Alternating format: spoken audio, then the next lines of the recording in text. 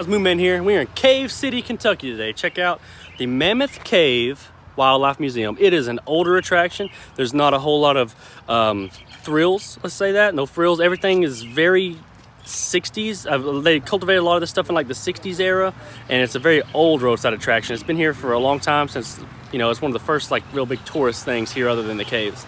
So I'm excited to go see it. So let's go do it. Yeah, it starts off in the butterfly room. As you can see, it's a lot of old bug taxidermy. That's pretty interesting. That one right there is a very beautiful little beetle. I don't know what that one is, but that one's really cool. They're all labeled up top. Oh, labeled up. Oh, I see. Okay. So this one, number 23, would be the Serembesidae Sumatra. Cool. Turn the corner, there's another wall of bugs. This number 16 right here, it doesn't have a common name for it, but those antennae are really cool, really beautiful. And there is, right there, it doesn't have a number with it, but it is a purple bird-eating spider. Up here, it's hard to see, but there is a Luna moth, and it's very white. Generally, typically you see them as green, but maybe that's just showing the age of how old the taxidermy is. Pretty interesting. And here's how this area gets its name, the room. The butterfly room. Look at that one. That one's just gorgeous. And then you see all those over there. Extremely gorgeous. Oh, it press the little light, and it says push me for extra light. Oh my gosh, you can see them a little bit better. That's really interesting. Look at the colors on these right here. That one especially has some wild stuff right there. And not to say that these right here aren't beautiful, but wow. It's a bunch of really beautiful colored ones. And here's some that have the false eyes. It's really cool. That one's wings open up really wide right there. Here's another one of those false eye ones that almost looks like an owl. It's pretty cool. A bunch of really big, beautiful moths. Look at these, they're so beautiful. The one that really catches my eye, I like this one right here in the center. Interesting. This side you come through, the taxidermy snake. And there's a musk ox with some taxidermy penguins out there. That is really interesting. I really love it, and you can definitely see its age. Now we'll walk through the cave, and we will see what else there is in store. There's no running in this museum, but that albino mule deer is breaking that rule. Baby whitetail, and then there's an adult whitetail. This one looks a lot like the one that tries to destroy my car on a weekly basis. Like you're like an igloo-like cave, and you come out. Oh my, well, it makes sense because you come out to a reindeer taxidermy. This one's really big, and I don't live in an area where you have reindeer, so I've only seen them in zoos, but that is very beautiful. And right in the room next to it is its weird cousin, the caribou. It's got a horn just going straight into the top of its, across its face right there. That'll probably be pretty annoying. Here is an elk right here. And one time I was riding through North Carolina around the Maggie Valley area, and I just looked to my right, and there's just a bunch of elk just standing in someone's yard. And yes, they are that big. That's huge. And here you got a taxidermy of a moose. And I just want to say, turned the corner, had to do a double take, because as big as the other ones were, the moose is just huge. I have never seen one in person, and now I really want to see one, but from like 100 feet away. Here's a cool little scene with a couple of black bears and a couple of black bear cubs playing right here next to them. Color phase, and this part of where these black bears live, they end up calling them glacier bears because their fur actually changes a different color. But this is still just a black bear. This grizzly right here was harvested in 1968, and right there it is, and next to it is the talk-like grizzly. It is also in the grizzly family, but a different species, and is a little bit smaller and lighter fur. Interesting. Alright, so this is one of the biggest species of bear. This is the Kodiak bear. It lives in the Kodiak Islands of Alaska.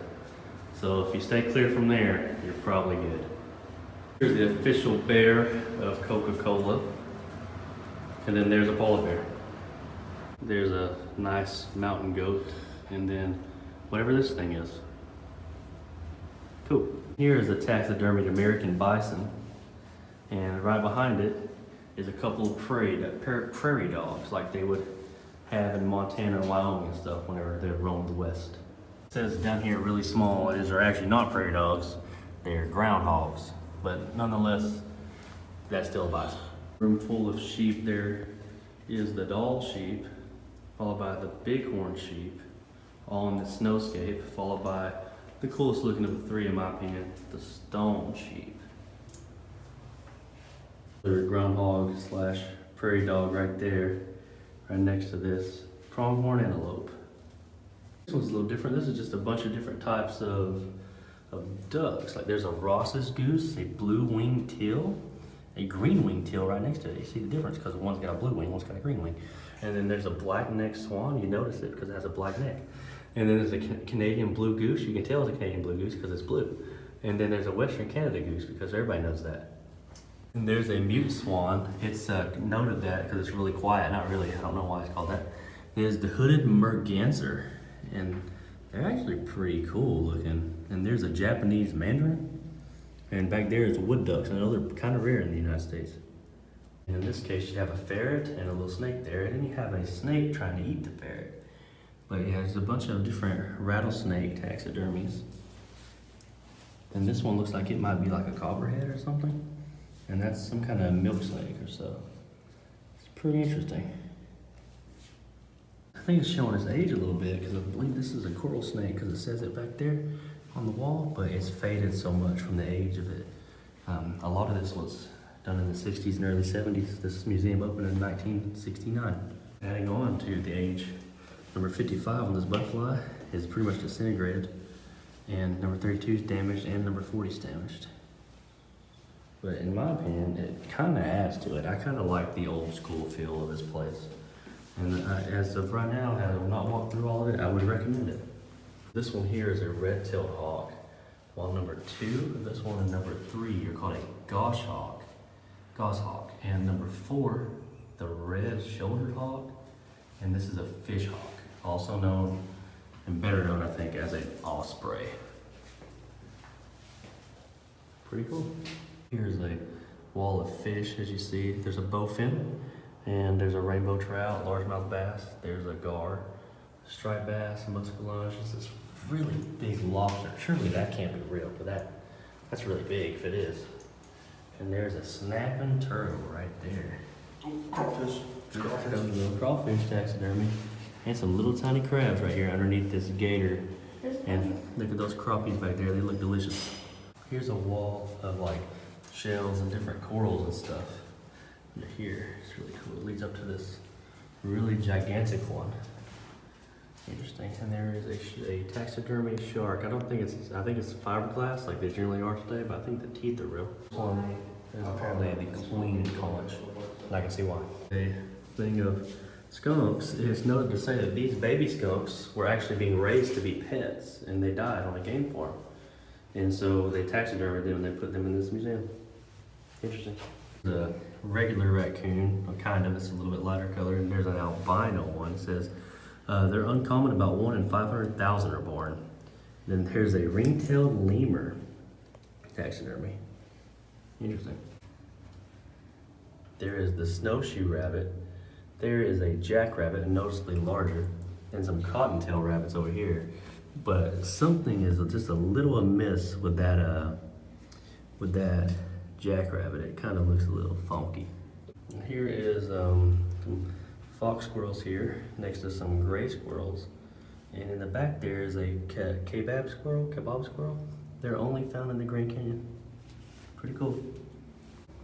Here's some small predatory mammals. There's a badger there, and there's some minks, brown minks right here. There's a weasel right there on the log. It's definitely got a little age to it. A golden martin, a black mink. There's a wolverine back there.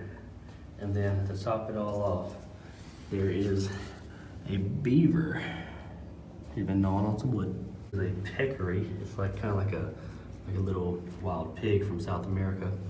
There is a pangolin. I think this is like the only time I've ever seen a pangolin in taxidermy or in person in any facet. And you probably will never see a pangolin taxidermied again. That is pretty uncommon now because of the poaching that goes on with them. And right there is a porcupine. It doesn't look so sharp in taxidermy form, but there's also some armadillos. I almost run those over from home from work all the time. And some sloths just hanging out. Some birds right here, some toucans and parrots and macaws there, and a couple of pheasants. It says that bird right there is called the cock of the rock. The male is dark scarlet in color. The female is a lighter color. So I think that would probably be a female. And up above it right there is a beautiful peacock. Some flamingos right there with some African crowned cranes. Tennessee red quail, a bunch of smaller birds. And there is some bobwhite quail, native to the southeast U.S. There's a few pheasants right here and some turkeys. And that one, whether it be a hen or a tom, has a really light blue head compared to the others. That's a hen. The tom's have the goatee. Yeah. There's a barn owl right there. And this one is called a long-eared owl. Pretty interesting. And the one here in the center is the great gray owl. Very cool. And right here is the king of the jungle. Yeah, Simba himself, the African lion. Huge. It's very impressive. And right next to it is a measly little ocelot, looking so puny next to the big lion. Over here in this corner you have this little monkey, but there is a big Bengal tiger next to it. And next to that one is the cheetah. The Bengal tiger is very cool and impressive, but I still think the lion is a little bit more impressive. If I could see them side by side like in life, that'd be pretty cool.